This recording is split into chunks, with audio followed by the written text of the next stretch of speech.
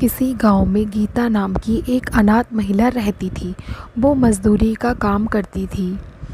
एक दिन काम से आते हुए उसे एक सिबलिंग दिखाई देता है। वो सोचने लगी कि शायद इसकी सेवा करने वाला कोई भी नहीं है, और वो रोज़ सिबलिंग की सेवा करती और अपने काम पर जाने की बजाय सबसे पहले वो शिव जी की पूजा भक्ति और अर्चना किया करती थी।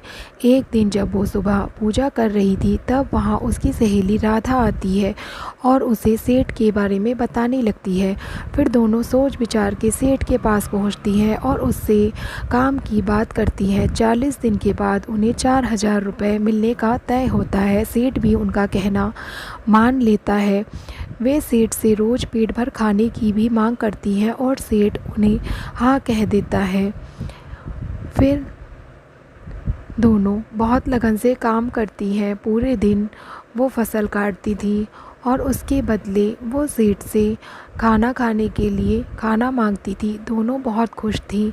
उनके काम का आखिरी दिन था। गीता बहुत खुश थी क्योंकि आज उसे अपनी कमाई से मिलने वाले रुपए मिलने वाले थे। उसने वो पैसे लेने के लिए सेठ के पास पहुंची। सेठ बोला, कैसे पैसे?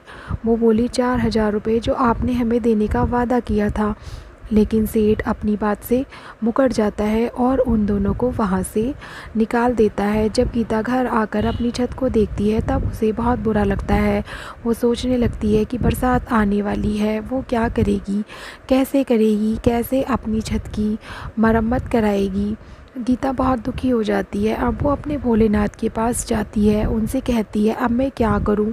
दुष्ट सेठ मेरी कमाई हड़प गया है। वो मुझे मेरे पैसे नहीं देना चाहता है। मुझे मार्ग दिखाओ प्रभु, मुझे मार्ग दिखाओ।